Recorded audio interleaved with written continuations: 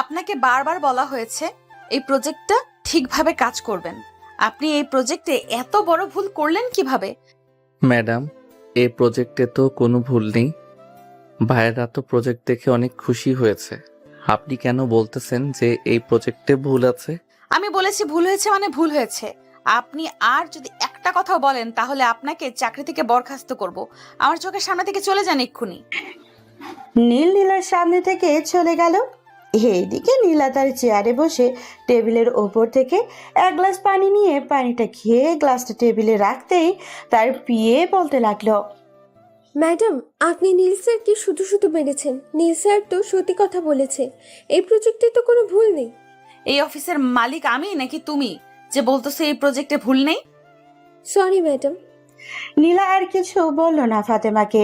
এদিকে নীল তার কেবিনে এসে চেয়ারে বসতেই পাশের কেবিন থেকে লামিয়া এসে বলতে লাগলো, ভাইয়া কি হয়েছে?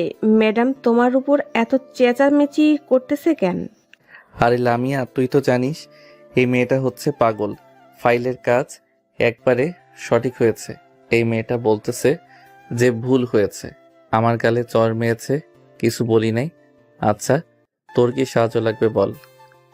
ভাইয়া এই যে এইখানে আমি বুঝতেছি না, এটা একটু বুঝিয়ে দাও তো।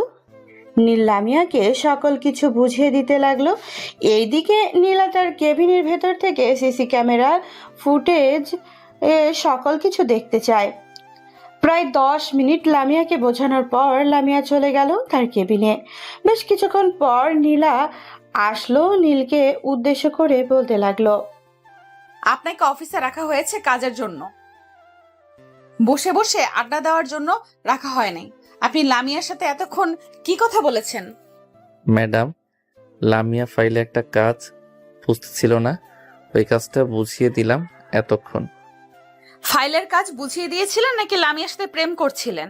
আর যদি কখনো দেখি আপনি এই অফিসের কোনো মেয়ের সাথে কথা বলেছেন তাহলে আপনার ব্যবস্থা নেব আমি। আপনার মতো দজ্জাল ম্যাডাম যদি অফিসে থাকে তাহলে অফিসে আর কাজ করতে হবে না। মনে মনে যত ইচ্ছা বকে নেন, তাতে আমার কোনো যায় আসে না। আমি এই অফিসের নতুন বস। এখন থেকে আমার নিয়মে আপনাদেরকে চলতে হবে। চলতে পারলে এই অফিসে কাজ করবেন, আর না চলতে পারলে রিজাইন দিয়ে চলে যাবেন। ঠিক আছে ম্যাডাম, যদি আপনার কথা মতো আমাদেরকে চলতে হয় তাহলে চলবো, আর যদি না চলতে পারি তাহলে রিজাইন দিয়ে চলে যাব। নীলা আর কিছু বলল না। ওইখান থেকে চলে আসলো আবারও তার কেবিনে। দেখতে দেখতে সন্ধ্যা হয়ে আসলো। সবাই কাজ শেষ করে মিটিং রুমে বসে আছে, কারণ আজকে নতুন নিয়ম দেওয়া হবে। বেশ কিছুক্ষণ পর মিটিং রুমে প্রবেশ করলো নীলা। নীলাকে দেখে সবাই দাঁড়িয়ে গেল। ওইদিকে নীলা সবাইকে উদ্দেশ্য করে বলতে লাগলো, সবাই শোনো, আজ থেকে সকাল 8টার সময় অফিসে প্রবেশ করতে হবে। 8টা মানে ঠিক 8টা, 1 মিনিটের যাতে দেরি না হয়। আর 1 মিনিট দেরি হলে মাইনে কাটা যাবে 500 করে।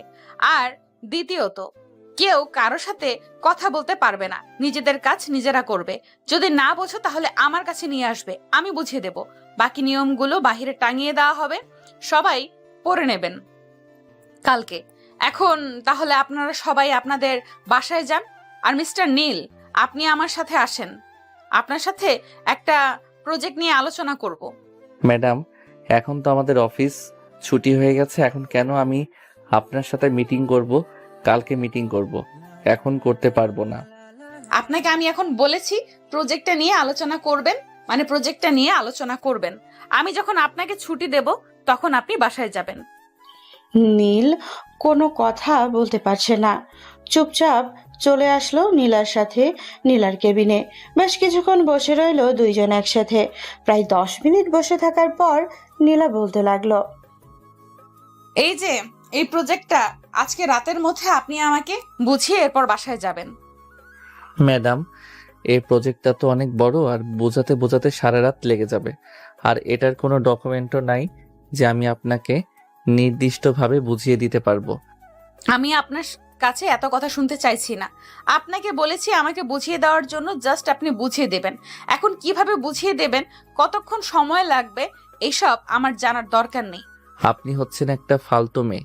অফিসে সবাই চলে গেছে বাসায়, আর আপনি আমাকে এখানে বসে কাজ বুঝে নিতেছেন। আপনার কাছে গুষ্টি কিলাই। আমি আপনার কাজ করব না, ডিজাইন দিব আজকে। আপনি তো এমনি এমনি রিজাইন দিতে পারবেন না। অফিসে জয়েন করার আগে আব্বুর কিছু নির্দেশ মেনে এরপর জয়েন করেছিলেন, মনে আছে তো? কাজ বুঝেন, কাজ বুঝিয়ে দিতেছি। আর আমি আজকে পুরোটা বুঝিয়ে দিতে পারবো না, অর্ধেকটা বুঝিয়ে দিব, বাকিটা কালকে বুঝিয়ে দিব। ঠিক আছে। নীল নীলাকে বুঝিয়ে দিতে লাগলো। প্রায় 3 ঘন্টা বোঝানোর পর নীলা নীলকে উদ্দেশ্য করে বলতে লাগলো, ম্যাডাম, রাত 12টা বেজে গেছে, এখন তো আমাকে যেতে দেন। প্রায় 2 কিলোমিটার পথ হেঁটে যেতে হবে, এখন রিক্সা পাবো না। ঠিক আছে, এখন তাহলে আপনি যান, আর কালকে 8টার মধ্যে অফিসে থাকবেন। যদি 1 মিনিট দেরি করে আসেন তাহলে 500 টাকা কেটে নেব। ঠিক আছে ম্যাডাম, এখন তাহলে যাই আমি। এই বলেই নীলা চলে আসলো বাহিরে। বেশ কিছুক্ষণ হাঁটার পর একটা বাস পেয়ে গেল। বাসে উঠে সিটে বসে পড়তেই বাসের হেল্পার বলতে লাগলো, কি ব্যাপার ভাই, আগে তো প্রতিদিন সন্ধ্যা 7টার সময় আমাদের বাসে উঠতেন, আজকে রাত 12টার সময় আসলেন যে? অফিসে একটু জরুরি মিটিং ছিল তো, আর এটার জন্য আর কি আমি তাড়াতাড়ি আসতে পারি নাই। ও আচ্ছা, আজকে যদি গাড়ি না পেতেন তাহলে তো 3 কিলোমিটার পথ হেঁটে যেতে হতো। আপনার আল্লাহ আপনাকে বাঁচাইছে। হ্যাঁ, আল্লাহ আমাকে বাঁচাইছে আজকের মতো। নীল গাড়ি থেকে নেমে তার বাসার থেকে হাঁটা দিল, কারণ বাস স্ট্যান্ড থেকে 2 মিনিট হাঁটলেই বাসা।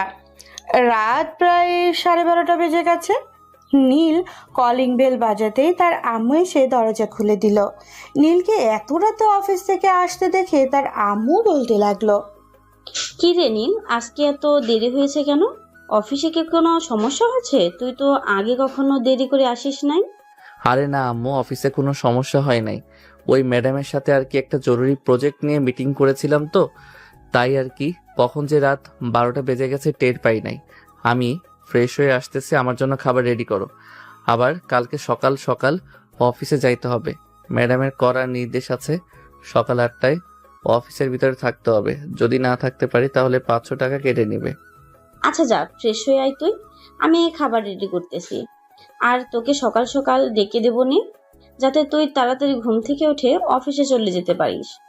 হ্যাঁ আম্মু, আমি তাহলে এখন রুমে যাই। এই বলে নীল চলে গেল তার রুমে। বেশ কিছুক্ষণ পর নীলের আম্মু নীলের রুমে খাবার নিয়ে আসলো। নীল তার আম্মুকে দেখে বলতে লাগলো, আম্মু, তুমি খাবার নিয়ে এসেছো কেন? আমি তো নিচে গিয়ে খেতে পারতাম। এমনিতেই তুই অনেক ক্লান্ত হয়ে এসেছিস, আমি আর চাইছি না যে তুই আর নিচে গিয়ে খা। এটার জন্যই আর কি তোর রুমে নিয়ে আসলাম।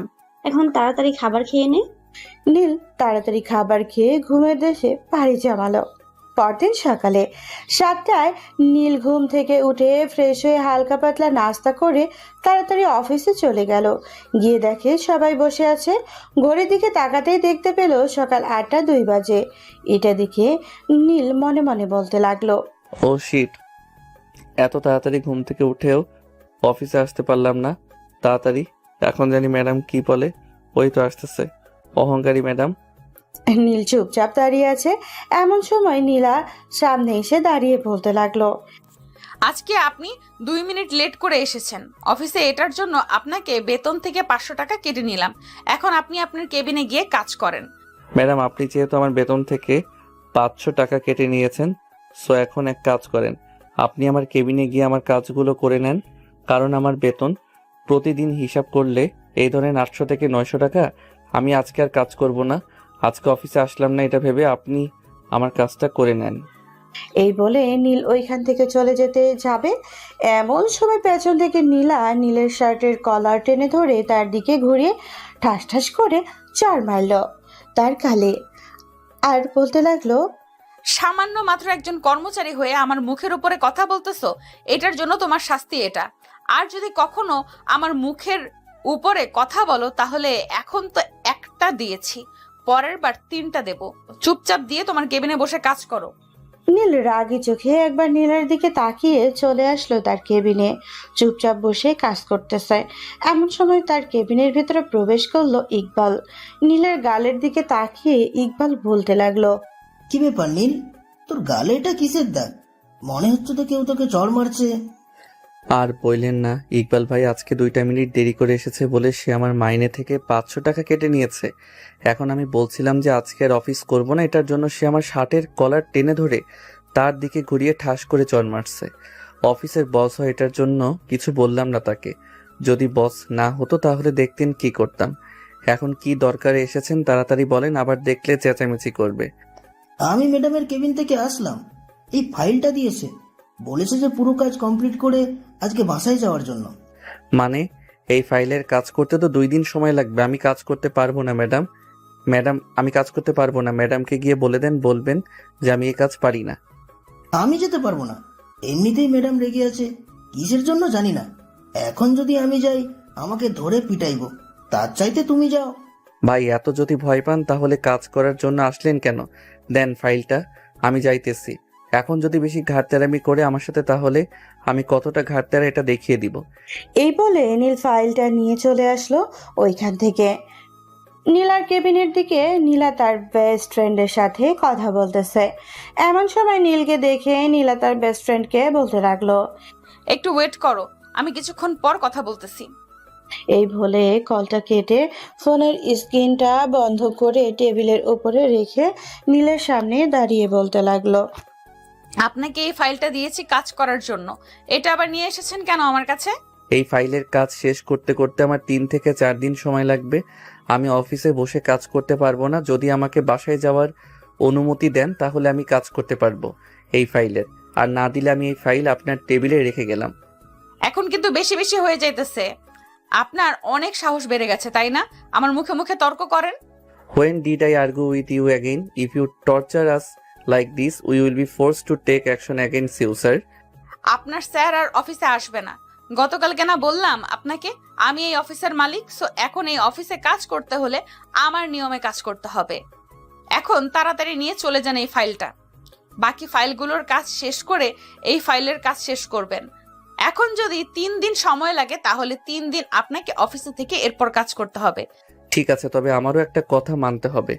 আমার সাথেও আপনাকে এই 3 দিন এই অফিসে থাকতে হবে। যদি থাকতে পারেন তাহলে আমি এই কাজটা করে দিতে পারবো। ঠিক আছে, আমি 3 দিন তোমার সাথে এই অফিসে থাকবো। এখন যাও, গিয়ে বাকি কাজ শেষ করে এই ফাইলের কাজটা শুরু করে দাও। নীল চলে আসলো তার কেবিনে। বেশ কিছুক্ষণ রেস্ট করে এরপর ফাইলের কাজ করতে লাগলো। কারণ এই নিয়ে অফিসে অনেক দিন ধরে চাকরি করে, তাকে সবাই চেনে আর তার কাজ খুব ভালো হয়। কোনো ভুল নেই নীলের কাজে। নীল কাজ করতে করতে কখন যে রাত 8টা বেজে গেছে খেয়ালই নেই তার। এমন সময় নীলের কেবিনের ভেতরে প্রবেশ করলো ইকবাল আর বলতে লাগলো, কি ব্যাপার নীল, তুমি বাড়িতে যাবে না নাকি? রাত 8টা তো বেজে গেছে, আর ফাইল তো দেখতেছি কাজ শুরু করে দিয়েছো। 3 দিন থাকার জন্য প্রস্তুত আছো তো এখানে? 3 দিন থাকতে হবে না, কালকের মধ্যেই কাজটা শেষ করে ফেলবো। আজকে রাতটা কষ্ট করে কাজ করে নেই। দজ্জাল ম্যাডাম জানেন তো কি করে বারবার হুমকি দেই, চাকরি থেকে বের করে দিবে, এই করবে সেই করবে। এই দেখেন আমার গালের ফুল এখনো কমে নাই। মন তো চাইতেছে তার গাল 2টা টমেটোর মতো লাল করে দেই, কিন্তু ম্যাডাম এটার জন্য কিছু করতে পারতেছি না। আপনারা তাহলে যান। আচ্ছা, তো ফ্রেশ হয়ে নিচে গিয়ে খাবার খেয়ে নিও, আর ম্যাডামকে বলবে যে খাবার খাওয়ার টাকা দেওয়ার জন্য তুমি তোমার নিজের পকেট থেকে 1টা টাকাও খরচ করবে না।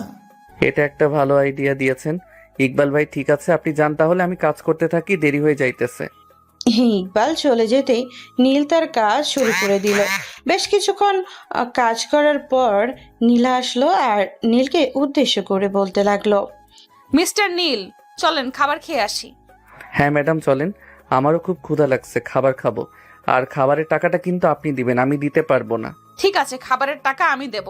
এখন চলো যাওয়া যাক। এই বলে নীল আর নীলা চলে আসলো খাবার খাওয়ার জন্য।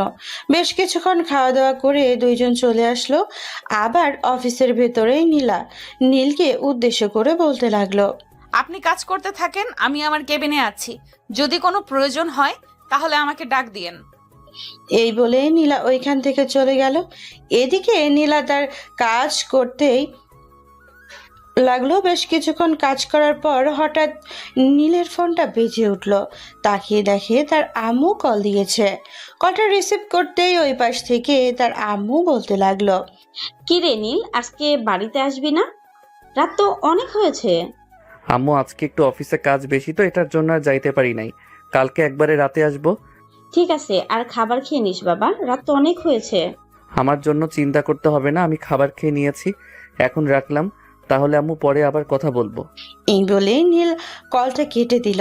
কলটা কেটে দিয়ে কাজ করতে লাগলো। বেশ কিছুক্ষণ কাজ করার পর নীল তার ম্যাডামের কেবিনের দিকে তাকাতেই দেখতে পেল তার ম্যাডাম তার দিকে তাকিয়ে আছে। এটা দেখে নীল তাড়াতাড়ি করে তার চোখ সামনের দিকে ফিরিয়ে নিল। মনে মনে বলতে লাগলো, এই মেয়েটা আমার দিকে এইভাবে তাকিয়ে আছে কেন? নিশ্চয়ই কিছু করার জন্য। আবার আসবে। আমি চুপচাপ কাজ করতে থাকি। এত রাতে এত বড় অফিসে চিল্লাচিল্লি করলেও বাইরের কেউ শুনবে না। খুব ভয়ও করতেছে। এইসব মনে মনে বলতেছে নীলা এমন সময় তার কেবিনের ভেতরে প্রবেশ করলো। নীলা নীলকে উদ্দেশ্য করে বলতে লাগলো, কাজ কত দূর গিয়েছে? কালকে শেষ হবে নাকি আরো কয়েকদিন সময় লাগবে? আশা করি কালকে শেষ করার চেষ্টা করব। আপনি আপনার কেবিনে যান, আমি কাজ করতে থাকি। এইখানে থাকলে কোনো সমস্যা নাকি? আমি আজকে সারা রাত তোমার সাথে থাকবো। তুমি কাজ করবে আর আমি তোমার কাজ দেখব। কাজে কোনো ফাঁকি দিতে পারবে না। আজকে রাতে কাজ করলে যে 500 টাকা কেটে নিয়েছিলাম ওই 500 টাকা আবার অ্যাড করে দেব। এইসব বলতেছে নীলা। এদিকে নীল চুপচাপ নীলার কথা শুনতেছে। সারা রাত নীলা নীলের পাশে বসে শুধু কথা বলছে আর নীল শুধু উত্তর দিয়েছে। সকাল 6টা বাজতেই নীলা চলে গেল তার কেবিনে। 7:30 থেকে সবাই আসা শুরু করে দিল। এদিকে নীল সারা রাত কাজ করার পর ফাইলটা চেক করে দেখে। মনে মনে বলতে লাগলো, যাক, 90% কাজ কমপ্লিট করলাম। আশা করি রাতের আগে শেষ করে ফেলবো। এইসব বলতেছে মনে মনে। এমন সময় ইকবাল এসে নীলের কেবিনের সামনে দাঁড়াতেই বলতে লাগলো, কি ব্যাপার নীল ভাই, সারা রাত কাজ করি চোখের অবস্থা তো খারাপ করে দিয়েছেন। ঘুমিয়ে পড়ে যাইতেছেন, ম্যাডামের কাছ থেকে ছুটি নিয়ে বাসায় গিয়ে ঘুমান। যে ডাইনি ম্যাডাম, আপনি আবার বলতেছেন আমাকে ছুটি দিবে? এই কাজ শেষ না করা অবধি আমাকে ছুটি দিবে না। 90% কাজ কমপ্লিট করে ফেলেছি। আশা করি 1-1.5 ঘন্টার মধ্যেই বাকি 10% কাজ কমপ্লিট করে ফেলবো। ঠিক আছে, করেন তাহলে। কাজ শেষ করে এরপর ম্যাডামের কাছ থেকে ছুটি নিয়ে বাসায় যান। এত বেশি প্রেসার নিলে পরে সমস্যা হবে। যে কাজ আগে আমি 1 সপ্তাহে করতাম সেই কাজ আমাকে একদিনে করিয়ে নিয়েছে। আল্লাহ ওনাকে হায়াত দান করুক অনেক বছরের, যাতে আমাদের উপর এরকম ভাবে নির্মম অত্যাচার করতে পারে। এসব বলতেছে নীল। এমন সময় নীলা এসে দুজনের সামনে দাঁড়িয়ে বলতে লাগলো, এটা আড্ডা দেওয়ার জায়গা না, এটা হচ্ছে অফিসে কাজ করার জায়গা। আর আপনি অফিসে প্রবেশ করতে না করতেই কাজ করা শুরু করে দিয়েছেন কেন? আপনি আপনার কেবিনে যান। আর মিস্টার নীল, আপনার কাজ কত দূর এগিয়ে গেছে এবং কতক্ষণ সময় লাগবে কাজ শেষ করতে? ম্যাডাম, আর 1 থেকে 1.5 ঘন্টা সময় লাগবে এই কাজটা শেষ করতে। ও আচ্ছা, এই কাজটা শেষ করে ফাইলগুলো কাজ শেষ করে এরপর আপনি বাসায় যাবেন। আমি সবগুলোর ফাইলের অর্ধেক অর্ধেক কাজ করে রেখেছি। ম্যাডাম, আজকে আর আমি কাজ করতে পারবো না। আমার খুব ঘুম পাইতেছে। প্লিজ আজকে আমাকে ছেড়ে দেন। কালকে আমি আপনার কাজ করে দিব যতগুলো কাজ আছে।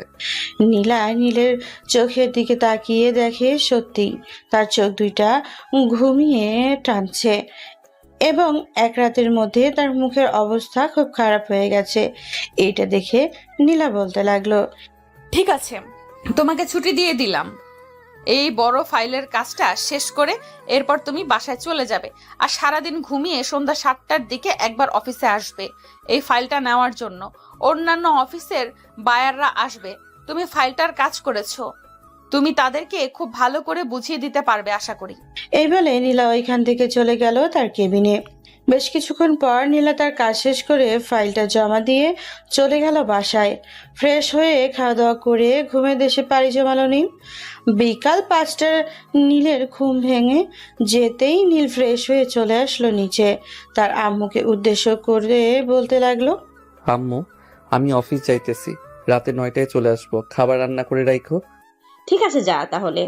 আমি খাবার রান্না করে রাখবো নে। নীল চলে আসলো বাহিরে। একটা রিক্সা নিয়ে অফিসের উদ্দেশ্যে রওনা দিল। বেশ কিছুক্ষণ পর চলে আসলো অফিসে। নীলাকে দেখে নীলা বলতে লাগলো, আপনাকে তো বলেছিলাম সন্ধ্যার সময় আসার জন্য, আপনি এত তাড়াতাড়ি চলে এসেছেন। ঘুম ভেঙে গেছে তাই চলে এসেছি। কাজগুলো একটু এগিয়ে রাখি, এখন বাইরেরা আসবে, তখন না হয় তাদেরকে বুঝিয়ে দিয়ে এরপর আমি বাড়িতে চলে যাব। ঠিক আছে, ফাইলগুলো আপনার কেবিনে আছে, আপনি গিয়ে ফাইলগুলো দেখিয়ে নেন। নীলার কিছু না বলে চলে আসলো তার কেবিনে। বসে বসে ফাইল দেখতেছে। দীর্ঘ 2 ঘন্টা পর কয়েকজন মেয়ে বায়ার আসলো। নীল চলে আসলো বড় একটা কেবিনের ভেতরে। এসে দেখে সবাই বসে আছে। নীল সবাইকে উদ্দেশ্য করে বলতে লাগলো, আপনাদের কাজগুলো কমপ্লিট করে ফেলেছি। আপনারা একবার চেক করে এরপর আমাকে বলেন, আমি আপনাদেরকে ফাইলটা বুঝিয়ে দিব। আপনার মতো একজন স্মার্ট ছেলের কাজগুলো করেছে কোনোভাবেই তো ভুল হতে পারে না। আপনি আমাদেরকে বুঝিয়ে দেন তাহলেই হবে। নীল মুচকি একটা হাসি দিয়ে ফাইলটা বুঝিয়ে দিল। যখন সবাই চলে যাবে এমন সময় ফারিয়া নামের একটা মেয়ে নীলের কাছে এসে বলতে লাগলো, আপনার ফোন নাম্বারটা একটু দেবেন, রাতে আপনার সাথে কথা বলবো। অবশ্যই, কেন দিব না। 01719 এটা হচ্ছে আমার ফোন নাম্বার। ফারিয়ার নাম্বার নিয়ে চলে যেতেই নীল পেছনে থাকতে দেখে নীলা আর রাগে মুখ লাল করে বসে আছে। নীল মাথা নিচু করে বলতে লাগলো, ম্যাডাম, এখন তাহলে আমি বাসায় চলে যাই। সকল কাজ তো কমপ্লিট করে ফেলেছি, আর 9টা বেজে গেছে। এখন না গেলে গাড়ি পাবো না আর। প্লে বয় হওয়ার শখ তোর, তাই না? তোর প্লে বয় হওয়ার শখ মিটিয়ে দিতেছি আমি। এই বলে নীলা চেয়ার থেকে উঠে এসে নীলের চুলগুলো টেনে ধরে নীলের ঠোঁটের সাথে তার ঠোঁট একত্রিত করে দিল। এইটা দেখে তো নীল পুরোই অবাক। এদিকে নীলা নীলের ঠোঁট কামড়ে ধরেছে ঠিক, কিন্তু বারবার জোরে জোরে কামড় দিতেছে। এটা থেকে নীল মৃদু স্বরে চিৎকার দিতেছে। বেশ কিছুক্ষণ এভাবে থাকার পর নীলা নীলকে ছেড়ে দিয়ে বলতে লাগলো, তোকে যদি দেখি কোনো মেয়ের সাথে কথা বলতে, তাহলে তোর এমন অবস্থা করব, হাত পা নিয়ে বাইরে বের হতে পারবি না, বাসায় পঙ্গু করে রেখে দেব। আমাকে এখনো চিনিস না। ম্যাডাম, আপনাকে চেনা হয়ে গেছে আমার অনেক আগেই, কিন্তু আপনি যে এতটা খারাপ এটা জানতাম না। আমার মতো একটা বিবাহিত পুরুষকে আপনি লিপ কিস করেছেন, এটা একদম মানায় না। সিঙ্গেল হলে বলতে পারতাম খুব ভালো করেছেন, কিন্তু আমি তো মিঙ্গেল। আমার বউ যদি জানতে পারে তাহলে আমার কি অবস্থা করবে জানেন? মানে তুই যদি বিবাহিত হস, তাহলে তোর কাগজপত্রের ওইখানে বিবাহিত লেখা ছিল না কেন?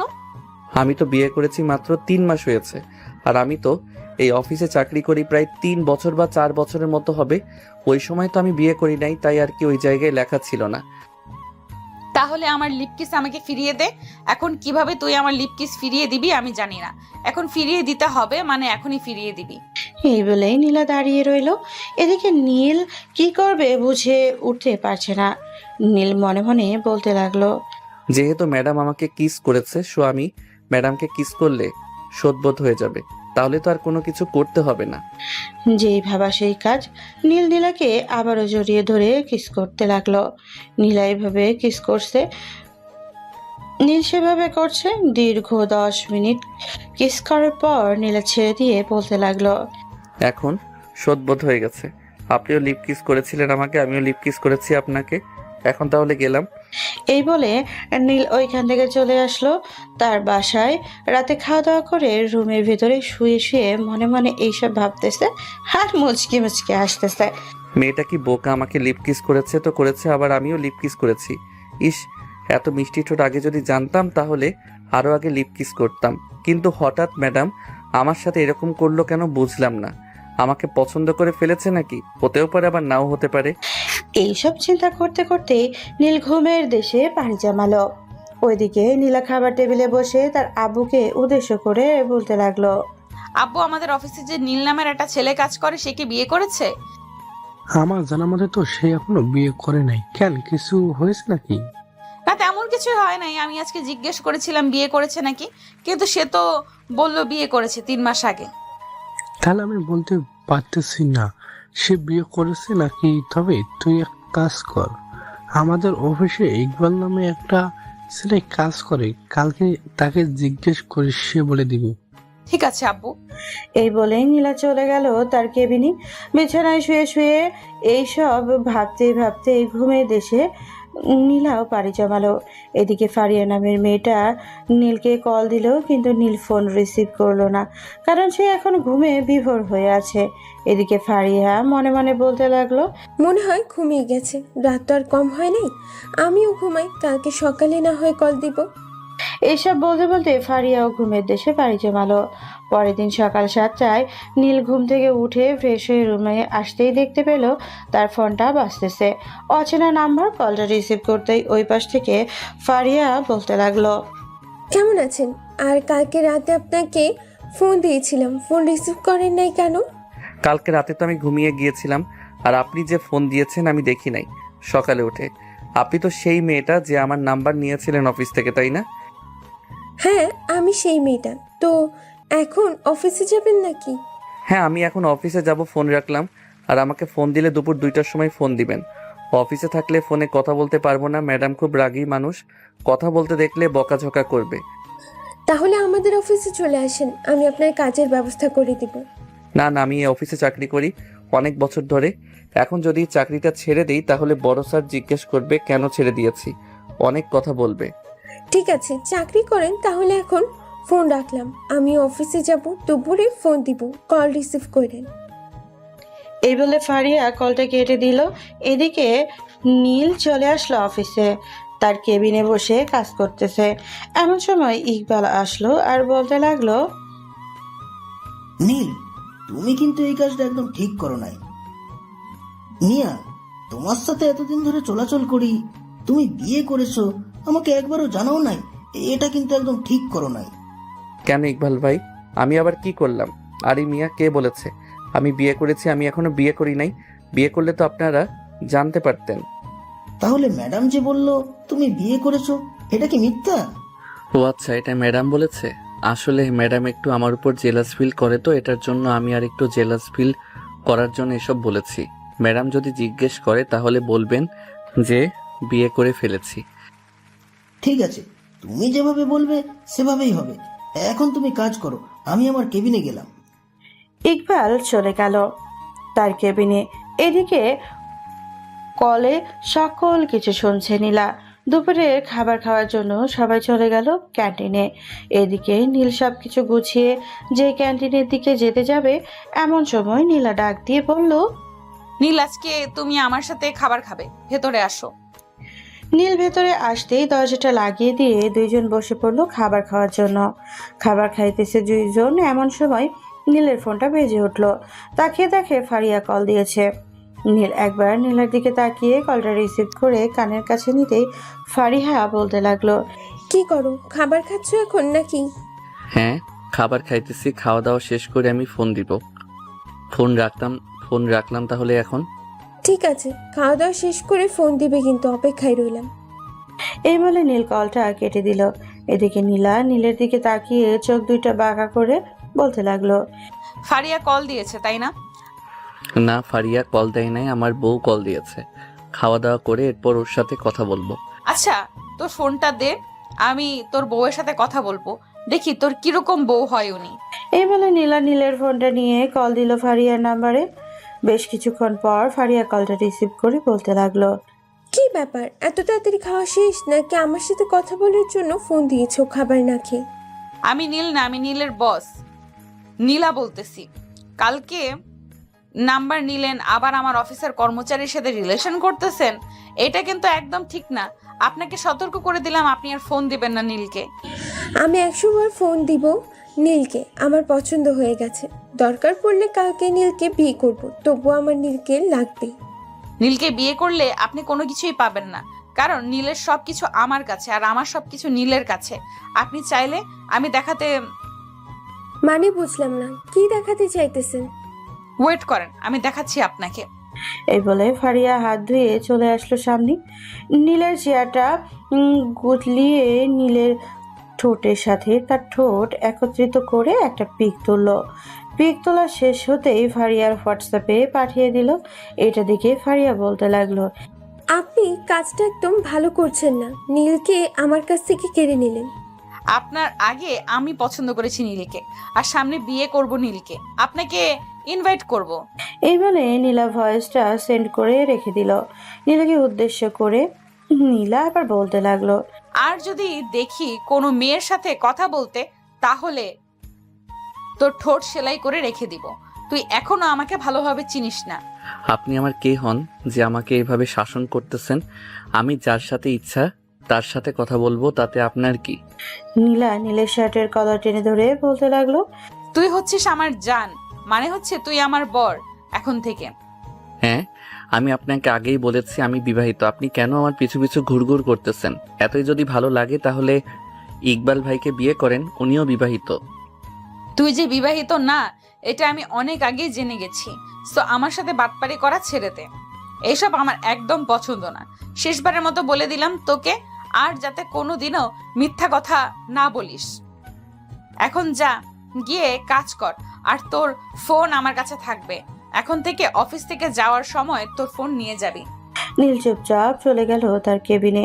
এদিকে নীলা তার কেবিনে বসে কাজ করতেছে। এমন সময় নীলের ফোনটা বেজে উঠল। তাকে দেখে নীলের আম্মু কল দিয়েছে।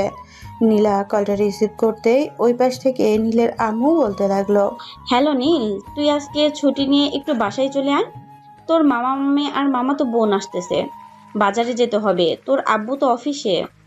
নীলের মামাতো বোনের বয়স কত? হঠাৎ ওই পাশ থেকে মেয়ে কণ্ঠ শুনে নীলের আম্মু অবাক হয়ে গেল। কি বলবে বুঝে উঠতে পারছে না। বেশ কিছুক্ষণ পর চুপ থাকার পর নীলের আম্মু বলতে লাগলো। নীলের মামাতো বোনের বয়স 18 বছর। আর আপনি কে?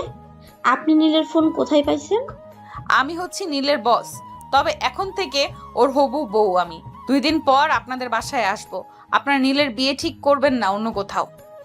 নীলের বিয়ে তো ঠিক হয়ে গেছে। নীলের মামাতো বোন আসলে রাতে বিয়ে হবে, আপনি নীলকে পাঠিয়ে দিন। এটা বলেই নীলের আম্মু কলটা কেটে দিল। নিজের আম্মুও বেশ মজার মানুষ। উনি বুঝতে পেরেছে যে নীলাকে পছন্দ করে তার বস। এদিকে নীলা চলে আসলো নীলের কাছে। নীলকে উদ্দেশ্য করে বলতে লাগলো। হঠাৎ বাসায় যাওয়ার জন্য কেন বলেছে? আর আপনি কেন যাবেন আমার সাথে? এই নীল চল, তোদের বাসায় যাব। তোর আম্মু কল দিয়েছে, বলেছে বাসায় যাওয়ার জন্য।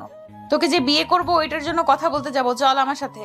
তোর আম্মু নাকি তোর মামাতো বোনের সাথে বিয়ে ঠিক করে রেখেছে, ওরা নাকি আজকে আসতেছে। আজকে দেখি তোকে কিভাবে বিয়ে করে। আপনাকে যেতে হবে না, আপনি আমার বস, বসের মতো থাকেন। আর আপনাকে আমার পছন্দ না। আপনি দেখতে একেবারে অসুন্দর এবং অনেক রাগী। দেখ, এখন বেশি কথা বলবি না। অফিসে কিন্তু অনেক মানুষ আছে, অপমান করলে আমি অপমান করতে পারি, কিন্তু অপমান করব না। ভালোই ভালোই বলতেছি, চল আমার সাথে। নীল বুঝতে পারছে নীলা অনেক রেগে গেছে। নীলাকে নিয়ে চলে আসলো তাদের বাসায়। কলিং বেল দিতেই নীলের আম্মু সে দরজা খুলে দিল। নীলের সাথে নীলাকে দেখে বলতে লাগলো। কি রে নীল, এই মেয়েটা কে? আগে তো কখনো দেখি না। ওই মেয়েটা হচ্ছে আমার অফিসের বস, আমার হবু বউকে দেখতে এসেছে। নীলের কথা শুনে নীলের কান টেনে ধরলো আর বলতে লাগলো। তুই যদি বিয়ে করতে চাস তাহলে আমাকে বিয়ে করতে হবে, অন্য কোনো মেয়েকে বিয়ে করতে পারবি না। আর আন্টি, আপনার নীলের বিয়েটা ক্যান্সেল করে দেন। আমি যখন বলেছি নীলকে বিয়ে করবো, তো আমিই বিয়ে করব, অন্য কেউ করতে পারবে না। আচ্ছা, আগে বাড়ির ভিতরে এসো, এরপর কথা বলতেছি। আর নীল, তুই এই লিস্টের সকল জিনিস নিয়ে আয়। নীল চলে গেল বাজারের দিকে। নীলা সোফায় বসে আছে। এমন সময় নীলার আম্মু এসে নীলার পাশে বসে বলতে লাগলো। নীলকে অনেক পছন্দ করো তাই না? হ্যাঁ, নীলকে অনেক পছন্দ করি। প্লিজ আপনি নীলের বিয়েটা ভেঙে দেন, আমি নীলকে বিয়ে করব। আমি তো ওই সময় মজা করছিলাম যাতে তুমি আমাদের বাসায় আসো আর আমি তোমাকে দেখতে পারি। আর নীলের মামাতো বোনের বয়স 12 বছর। আমি তোমাকে মিথ্যে বলেছি। তুমি বসো, আমি তোমার জন্য কফি নিয়ে আসি। না, এখন বসতে পারবো না। এখন আমাকে অফিসে যেতে হবে, কারণ আজকে একটা মিটিং আছে। দুপুর 12টা বেজে গেছে। এখন তাহলে আমি যাই, আবার না হয় সন্ধ্যায় সময় আসবো। ঠিক আছে, যাও তাহলে। সন্ধ্যার সময় আসবে কিন্তু, অপেক্ষায় থাকবো। এই বলে নীলা চলে গেল ওইখান থেকে তার অফিসে। দুপুরে একটা সময় মিটিংটা শেষ করে বসে আছে। এমন সময় তার কেবিনে প্রবেশ করলো ইকবাল আর বলতে লাগলো। ম্যাডাম, আপনার সাথে একটা কথা ছিল, কিছু মনে করবেন না তো? না, কিছু মনে করব না। বলো, কি বলবে? আপনি কি নীলকে পছন্দ করেন? নীলের ব্যাপারে আপনি সবকিছু জানেন নাকি? নীল কি করে, কিরকম ছেলে, ইত্যাদি ইত্যাদি। না, এসব জানার দরকার নেই। আমার মনে হয় নীল খুবই ভালো, এটার জন্য আমি তাকে বিয়ে করতে যাইতেছি। কেন, কোনো অসুবিধা নাকি? না ম্যাডাম, কোনো অসুবিধা না। আমি বলতে চাইছিলাম যে নীল খুবই একটা ভালো ছেলে, কারণ সে অফিসে চাকরি করতেছে প্রায় 3 বছরের উপরে হবে। এখনো পর্যন্ত দেখলাম না কারোর সাথে বেয়াদবি করতে বা কোনো মেয়ের সাথে বেশিক্ষণ কথা বলতে। সে কাজ ছাড়া আর কিচ্ছু করে না। তবে সে এলাকাতেও খুব ভালো, কোনোদিন দেখলাম না কোনো মেয়ের সাথে ঘোরাঘুরি করতে। হ্যাঁ আমি জানি সে খুবই ভালো, এটার জন্য তো তাকে বিয়ে করতে চাইতেছি। আমার টাকা পয়সার দরকার নেই, জাস্ট সুখী হতে পারলেই চলে। এসে বলতেছে নীলা এমন সময় তার ফোনটা বেজে উঠলো। তাকিয়ে দেখে তার আম্মু কল দিয়েছে। কলটা রিসিভ করতেই ওই পাশ থেকে তার আব্বু বলতে লাগলো, হ্যাঁ নীলা, তুই একটু বাসায় চলে আয় তো, একটা কাজ আছে। ঠিক আছে আব্বু, আমি 10 মিনিটের মধ্যে বাসায় আসতেছি। বলে নীলা কলটা কেটে দিয়ে আসলো নিচে, গাড়িটা নিয়ে বাসার দিকে রওনা দিল। বেশ কিছুক্ষণ পর নীলা চলে আসলো তার বাসায়। কলিং বেল দিতেই নীলের আম্মু এসে দরজা খুলে দিল। নীলা বাড়ির ভেতরে প্রবেশ করতেই দেখতে পেল সোফায় বসে আছে কয়েকজন লোক, সাথে একটা ছেলে। তাদেরকে দেখে নীলা তার আব্বুকে বলতে লাগলো, আব্বু ওরা কারা? আগে তো কখনো ওদেরকে দেখি নাই আমাদের বাসায়। ওরা তোকে দেখতে এসেছে, ওদের যদি পছন্দ হয়ে যায় তাহলে বিয়ের কথাবার্তা বলে ফেলবো। সরি আব্বু, আমি এই ছেলেটাকে বিয়ে করতে পারবো না। আমার অন্য একটা ছেলে পছন্দ আছে। মানে তুই এসব কি বলতেছিস? অন্য একটা ছেলে পছন্দ আছে মানে? আগে আগে তো তুই কখনো আমাদেরকে বলিস নাই যে তোর অন্য একটা ছেলে পছন্দ আছে। আগে বলি নাই তো কি হয়েছে, এখন তো বলতেছি আমার অন্য একটা ছেলে পছন্দ আছে। তোমরা ওদেরকে বলে দাও যাতে চলে যাওয়ার জন্য। রফিক সাহেব, আই এম রিয়েলি সরি, আসলে আমি জানতাম না আমার মেয়ে অন্য একটা ছেলেকে পছন্দ করে। সমস্যা নেই, কারণ এখনকার ছেলে মেয়েরা তাদেরকে পছন্দ করলে বিয়ে করবে, খুব ভালোভাবে সংসার করতে পারবে। আচ্ছা এখন তাহলে আমরা চলে যাই। যারা এসেছিল নীলাকে দেখার জন্য তারা চলে গেল। নীলা ফ্রেশ হয়ে এসে তার আব্বুর পাশে বসে বলতে লাগলো, আব্বু আমি নীলকে পছন্দ করি। নীল গরিব ঘরের ছেলে হলেও আমি তার কাছে খুব ভালোভাবে থাকতে পারবো। দেখ, যাকেই পছন্দ করিস না কেন তার ব্যাপারে সবকিছু জেনে এরপরে বিয়ে করার সিদ্ধান্ত নিবি। আর তুই কি সত্যি শিওর যে নীলের সাথে থাকতে পারবি? হ্যাঁ আব্বু আমি শিওর নীলের সাথে থাকতে পারবো। কয়েকদিন পর না হয় নীলকে আমাদের বাসায় নিয়ে আসবো, তখন নীলের সাথে কথা বলবে। ঠিক আছে, এখন যা, রুমে গিয়ে রেস্ট কর, অফিস থেকে এসেছিস। নীলা চলে আসলো তার রুমে। ফোনটা বের করে ফোন দিল নীলকে। এইদিকে নীল তার মামাতো বোনের সাথে বসে গল্প করতেছে। এমন সময় নীলার কল পেয়ে চলে আসলো তার রুমে আর বলতে লাগলো, এই সময় কল দিয়েছেন কেন? সারাদিন চোখের সামনে থাকি, তবু আপনার মন ভরে না আমাকে দেখে? না মন ভরে না, সারাদিন দেখবো তোকে। তাতে তোর কোনো আপত্তি আছে নাকি? আপত্তি থাকলে বলতে পারিস, দেখবো না তোকে আর। না, আপত্তি থাকবে কেন? আপনার মতো একটা সুন্দরী বস আমাকে যদি দেখে তাহলে তো আমার কাছে খুব ভালো লাগে। আচ্ছা এখন ফোন রাখলাম, পরে কথা হবে। বাসায় মেহমান এসেছে তো তাদের একটু সময় দিব। ঠিক আছে, রাত 10টার সময় কল দিবি। ফোন রাখলাম তাহলে এখন। এই বলে নীলা কলটা কেটে দিল। বেশ কিছুক্ষণ পর নীল চলে আসলো নিচে, সবার সাথে বসে খাওয়া দাওয়া করে নিল। রাত 9টায় নিয়ে তার মামাতো বোন সাদিয়ার সাথে কথা বলে চলে আসলো তার রুমে।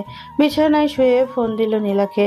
বেশ কিছুক্ষণ পর নীলা ফোনটা রিসিভ করলো আর বলতে লাগলো, খাওয়া দাওয়া করছো? হ্যাঁ খাওয়া দাওয়া করছি, তুমি করছো? হ্যাঁ আমিও করছি। নীলার সাথে কথা বলতে লাগলো। কথা বলতে বলতে কখন যে রাত 1টা বেজে গেছে কেউ টেরও পায় নাই। নীলাকে বাই বলে ঘুমের দেশে পাড়ি জমালো। পরের দিন সকাল 7টা নীল ঘুম থেকে উঠে ফ্রেশ হয়ে খাওয়া দাওয়া করে চলে গেল অফিসে। নীলার কেবিন থেকে ফাইল নিয়ে যেই চলে আসতে যাবে এমন সময় নীলা বলতে লাগলো, নীল একটু দাঁড়াও। নীল দাঁড়াতেই নীলা নীলের সামনে দাঁড়িয়ে নীলের ঠোঁট জোড়াতে আলতো করে চুমু দিয়ে বলতে লাগলো, এখন যাও তাহলে তুমি, আবার খাওয়ার সময় তোমাকে আদর করব। ঠিক আছে। এই বলে নীল চলে আসলো। নীল আর কেবিন থেকে তার কেবিনে কাজ করতে করতে কখন যে দুপুর হয়ে গেছে খেয়ালই নেই নীলের। বেশ কিছুক্ষণ পর নীল চলে আসলো নীলার কেবিনে। এসে দেখে নীলা কয়েকজন বায়ারদের সাথে কথা বলছে। এটা দেখে নীল ভেতরে আর গেল না, চলে আসলো ক্যান্টিনে। বেশ কিছুক্ষণ পর নীল ক্যান্টিন থেকে বের হয়ে নীল আর কেবিনে ঢুকে উকি দিতেই দেখতে পেল কেউ নেই। নীলা একা বসে আছে সিঙ্গারা খেতে খেতে। ভেতরে ঢুকতেছে নীল। নীলাকে খাইয়ে দিতে লাগলো। একা একা খাইতেছো আমাকে না দিয়ে? আমার কাছে 5 টাকা ছিল, ওই 5 টাকা দিয়ে আমি খাইতেছি, আর তুমি বলতেছো আমি একা একা খাইতেছি। টাকা লাগবে নাকি? লাগলে আমার কাছ থেকে নাও। না, টাকা লাগবে না। তুমি তো খাওয়া দাওয়া করো নাই, খাওয়া দাওয়া করে নাও। আর আমার তো কাজ শেষ, আমি তাহলে এখন বাসায় চলে যাই, যদি কোনো প্রয়োজন না হয়। না, এখন বাসায় যেতে পারবো না। আমি তোমাকে নিয়ে একটু পর ঘুরতে যাব এক জায়গায়, এবং আমার কয়েকজন ফ্রেন্ডের সাথে পরিচয় করিয়ে দেব তোমাকে। ঠিক আছে, তাহলে আমি কিছুক্ষণ ঘোরাঘুরি করি। তুমি খাবার খেয়েছো নাকি? খাবার না খেয়ে ঘুরোঘুরি করা লাগবে না। এখানে বসো, আমি খাবার খাইয়ে দিতেছি এবং নিজেও খেয়ে নিতেছি। বিয়ের আগে যদি এরকম আদর করো, তাহলে আমার তো মনে হয় বিয়ের পর আমার কপালে শনি লেখা আছে। কারণ আম্মু বলেছে বিয়ের আগে যদি কেউ অনেক বেশি রোমান্টিক এবং আদর করে, তাহলে বিয়ের পর নাকি তার কপালে শনি লেখা থাকে। হ্যাঁ, তা তো লেখা আছেই। যদি আমার কথা না শোনো, তাহলে তোমাকে এমন মার মারবো জীবনে কোনোদিন আমার নামটাও মুখে নিতে পারবে না। এরকম ভাবে ভয় দেখালে কিন্তু আমি বিয়ে করব না। হয়েছে হয়েছে, আদর খাওয়ার সময় তো তাড়াতাড়ি চলে আসো। এখন বিয়ে করবে না বলতেছো? বসো, খাইয়ে দিতেছি।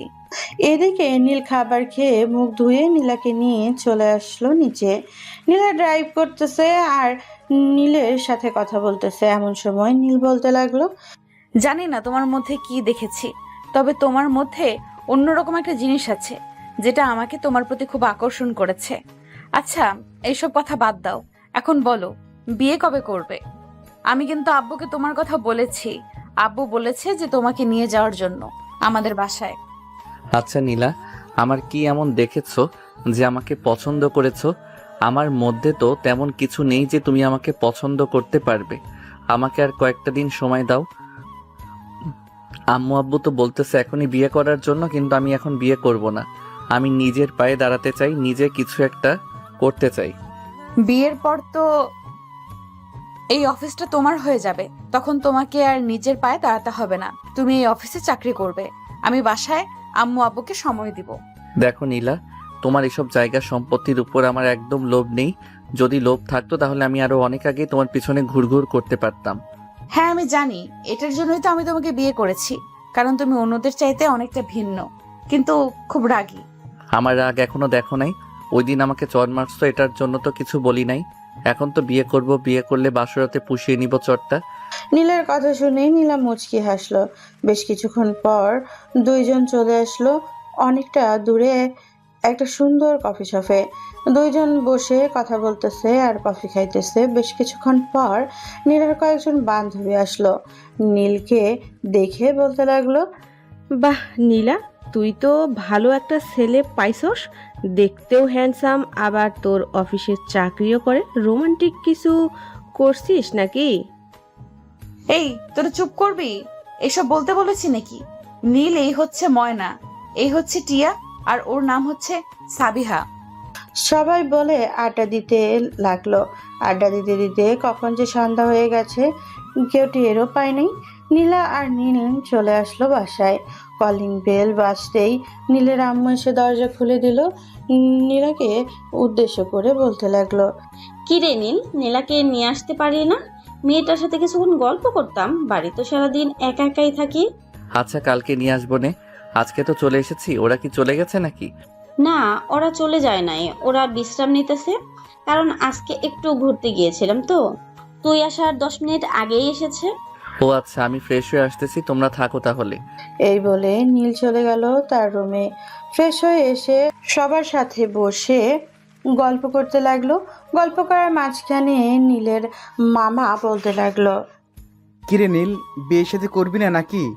আমরা তো চাচ্ছিলাম মারিয়ার সাথে তোর বিয়েটা দিয়ে দেই, কিন্তু মারিয়া তো এখন অনেক ছোট, বিয়েটা তো দেয়া যাবে না। ছোট হয়েছে তো কি হয়েছে, বিয়ে দিয়ে দাও। আম্মু তো আছে, পেলে পুষে বড় করে নিবে, তাই না আম্মু? এইসব বলতেছে নীল আর সবাই হাসতেছে নীলের কথা শুনে। বেশ কিছুক্ষণ হাসাহাসি করার পর সবাই খাবার টেবিলে চলে আসলো।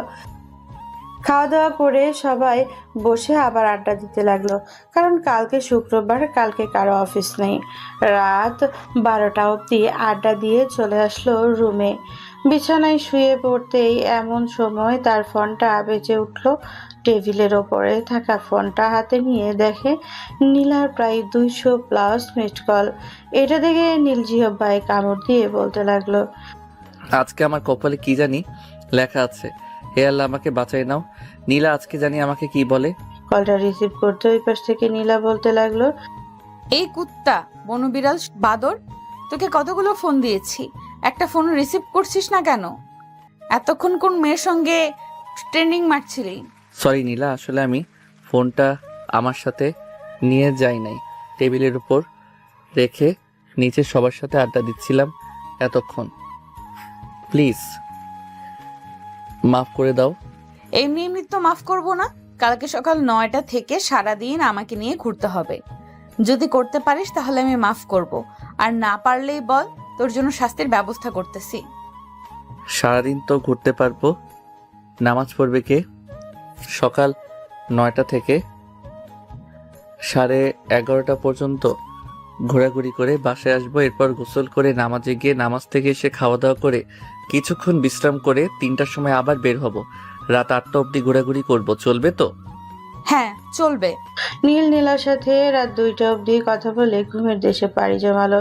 পরদিন সকাল 9টায় নীলাকে নিয়ে বিভিন্ন জায়গায় ঘুরোঘুরি করে 11:30টার দিকে চলে আসলো বাসায়।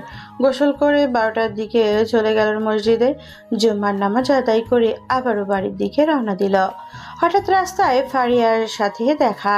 ফারিয়া নীলকে দেখে বলতে লাগলো, আমার কাছ থেকে কেড়ে নিয়েছে তোমাকে ওই নীলা শাকচুন্নিটা। তোমাকে নিয়ে কত স্বপ্ন দেখেছিলাম, তোমাকে বিয়ে করার পর তোমাকে অনেক ভালোবাসবো, কিন্তু আমার সব স্বপ্ন বৃথা হয়ে গেল। তা তোমরা বিয়ে করতেছো কবে? এই তো বিয়ে করতে করতে প্রায় আরো 6 থেকে 7 মাস পর বিয়ে করব।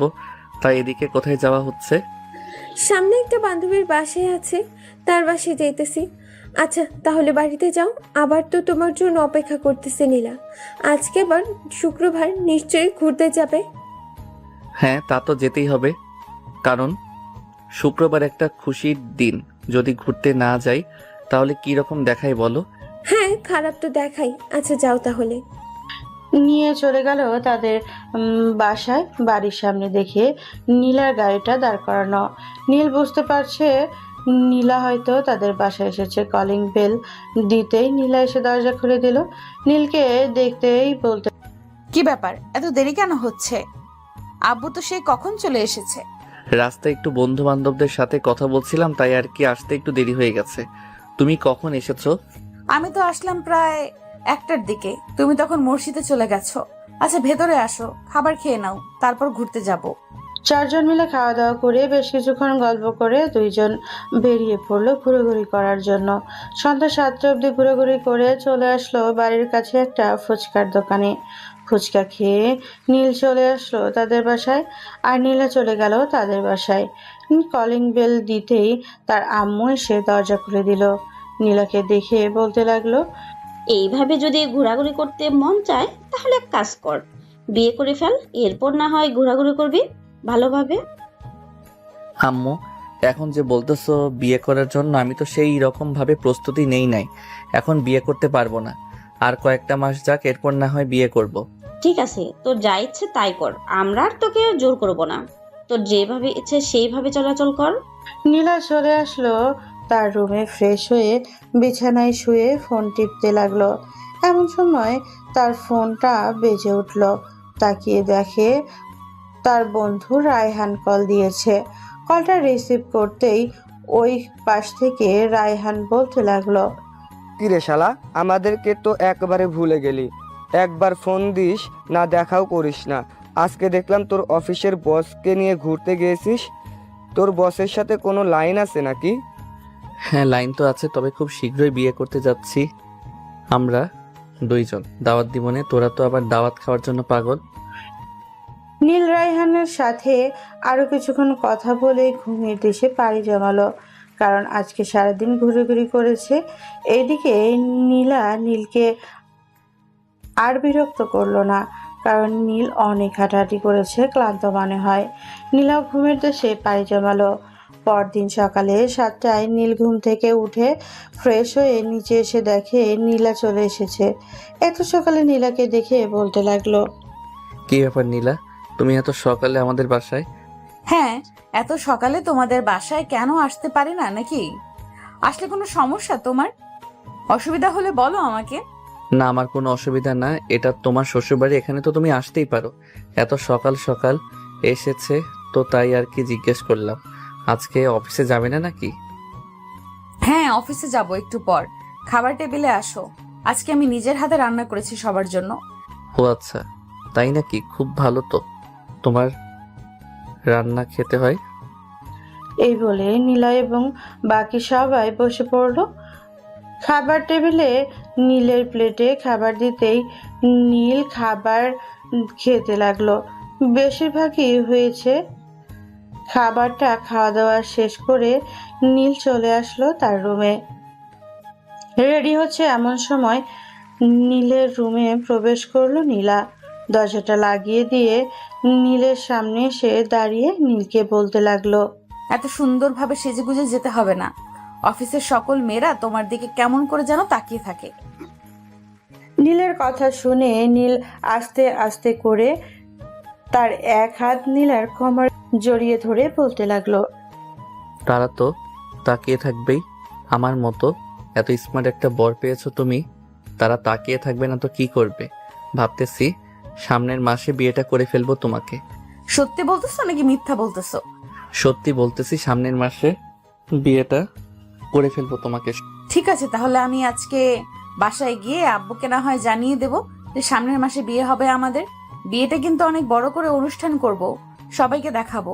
ঠিক আছে, তোমার যেহেতু টাকা আছে তুমি বড় করে অনুষ্ঠান করো, আমার যতটুকু সামর্থ্য আছে আমি ততটুকু দিয়ে আমার বাড়িটা সাজাবো। আমার টাকা মানে তো তোমার টাকা, তুমি এমন করো কেন? এখনো তো আমাদের বিয়ে হয় নাই, তাহলে কিভাবে আমি তোমার টাকার প্রতি হক আদায় করব? তো কি হয়েছে, বিয়ে তো করবে সামনের মাসে। আচ্ছা, সকল কিছু বিয়ের দায়িত্ব এবং টাকা পয়সা আমি তোমাকে দিয়ে দেব, বিয়েটা করবে আমাকে শুধু। ঠিক আছে, তোমার স্বপ্ন হয় মিটিয়ে দিব। এখন চলো অফিসে যাওয়া যাক, দেরি হয়ে যাইতেছে অনেক।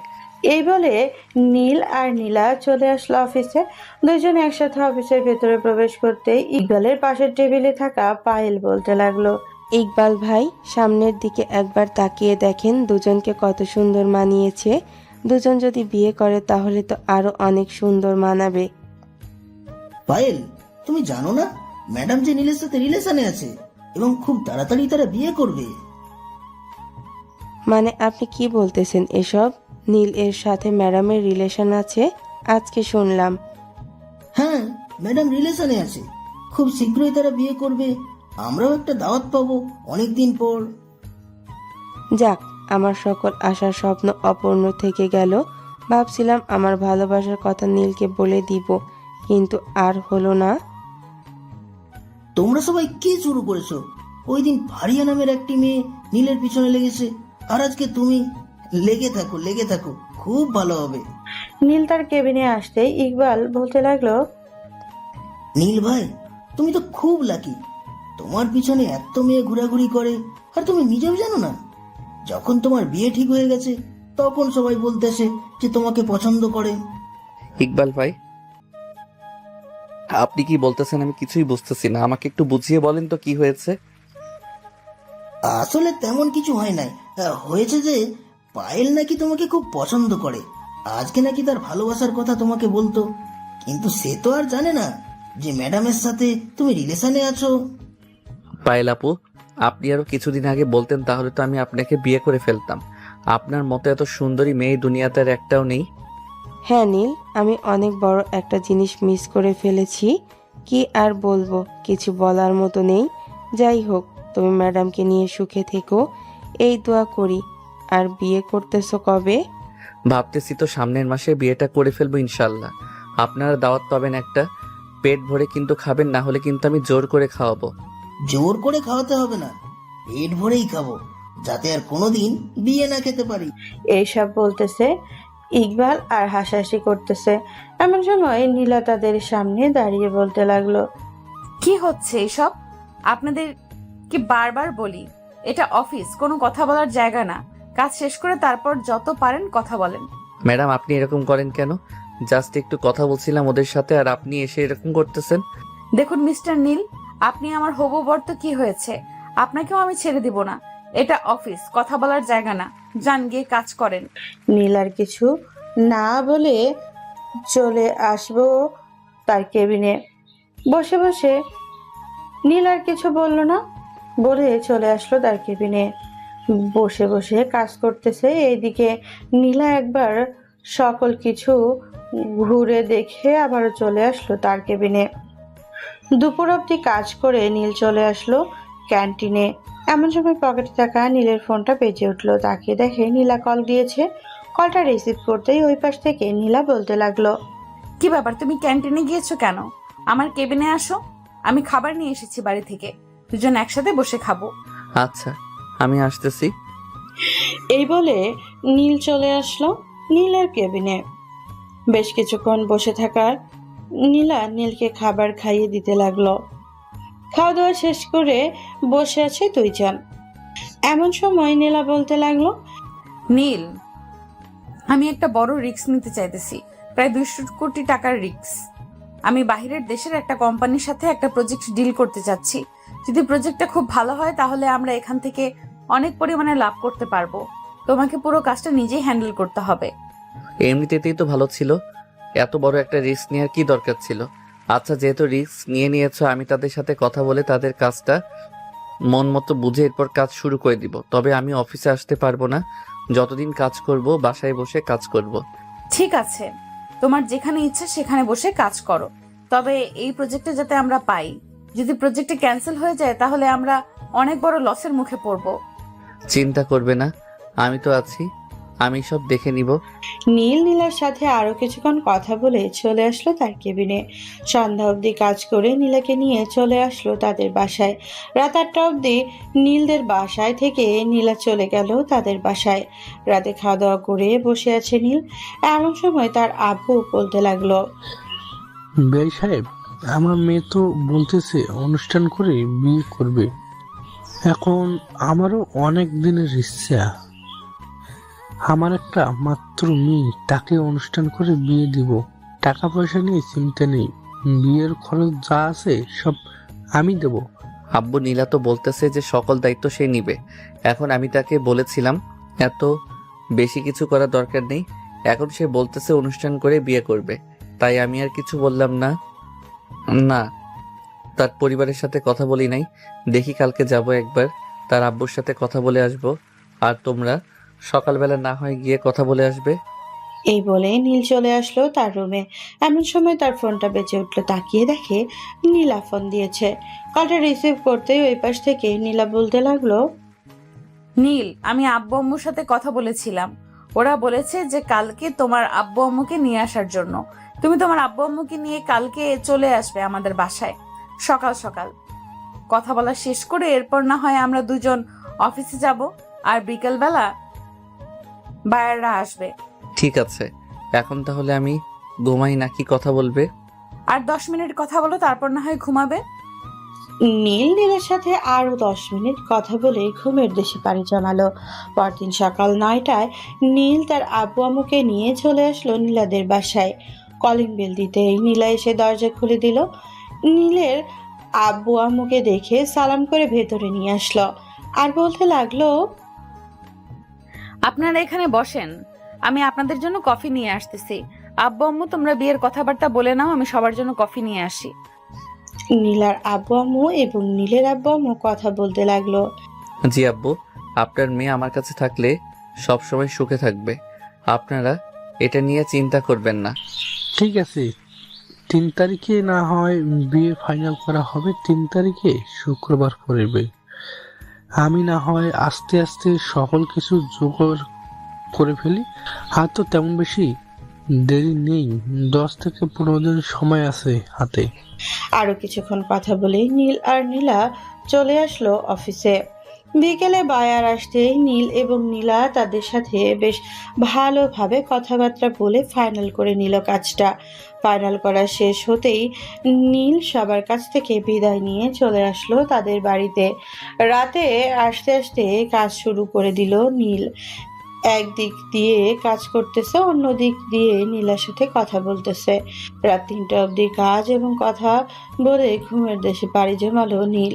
পরদিন সকাল 10টায় ঘুম থেকে উঠে খাওয়া দাওয়া করে নীল আবারও কাজে লেগে পড়লো।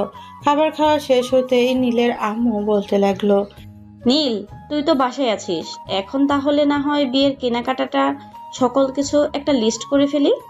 আব্বু, আমি এখান থেকে বাসায় থাকবো, কারণ বড় একটা প্রজেক্ট নিয়েছি। বাড়িতে বসে ওই কাজটা করব। এখন খাওয়া দাওয়া করে একটু রেস্ট করি, দুপুরের পরে না হয় খাবার খেয়ে তারপর কি কি কেনাকাটা করতে হবে ওইগুলো লিখে ফেলবো। নীল খাওয়া দাওয়া করে চলে আসলো আবার তার কেবিনে। আবারও কাজে বসে গেল। এদিকে নীলা অফিসে তার সকল কাজ শেষ করে চলে আসলো নীলদের বাসায়। কলিং বেল দিতেই নীলের আম্মু এসে দরজা খুলে দিল। নীলাকে দেখে খুশি হয়ে বলতে লাগলো, ভালোই হয়েছে তুমি চলে এসেছো। আমি ভাবছিলাম নীলকে বলবো ফোন দেওয়ার জন্য তোমাকে। বিয়েতে কি কি কেনাকাটা করবে সকল কিছু লিখে ফেলবো তো একটু পর, এটার জন্য। ও আচ্ছা, নীল কোথায় আছে? এখন তার রুমে নাকি? হ্যাঁ, নীল তার রুমে আছে।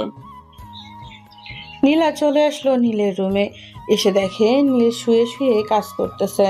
নীলা আস্তে আস্তে করে চলে আসলো নীলের সামনে। নীল এখনো খেয়াল করে নাই তার রুমে কে এসেছে। বেশ কিছুক্ষণ দাঁড়িয়ে থাকার পর নীলা বলতে লাগলো, বাহ, কাজে তো দেখি অনেক মনোযোগ দিয়েছো। আমি যে প্রায় 10 মিনিট এখানে দাঁড়িয়ে রইলাম, আমাকে কি একবারও দেখো নাই? হঠাৎ কারো কথার শব্দ পেয়ে নীল সামনের দিকে তাকাতেই দেখতে পেল নীলা দাঁড়িয়ে আছে। নীলাকে দেখিয়ে বলতে লাগলো, আমি সত্যি তোমাকে দেখতে পাই নাই। যখন আমি কোনো একটা কাজে মন দিয়ে ফেলি তখন আমি আশেপাশে তাকাই না। বসো এখানে। কাজ কতটুকু এগিয়েছো? আর কতদিন সময় লাগবে কাজটা শেষ করতে? প্রায় 15% করে ফেলেছি। এই ধরো আর 1 সপ্তাহের মতো সময় লাগবে। আমাদের বিয়ের আগে কাজটা তাদেরকে দিয়ে দিতে পারবো। ঠিক আছে, এখন আর কাজ করতে হবে না, চলো আমার সাথে। নিচে আব্বু আম্মু বিয়ের লিস্ট করবে, লিস্ট তৈরি করতে হবে সবার সাথে বসে। আচ্ছা, তুমি নিচে যাও, আমি আসতেছি। এই বলে নীল একটা শার্ট পরে চলে আসলো নিচে। হালকা পাতলা কিছু খেয়ে বিয়ের কেনাকাটার সকল জিনিসপত্র লিখতে লাগলো। বেশ কিছুক্ষণ লেখার পর নীলা বলতে লাগলো, আম্মু, সবার জন্য তো কেনাকাটার কথা লিখেছেন, কিন্তু আপনাদের জন্য তো কিছুই লেখেন নাই। এটা কিন্তু একদম ঠিক করলেন না নীল। আব্বু আম্মুর জন্য জিনিসপত্র লেখো।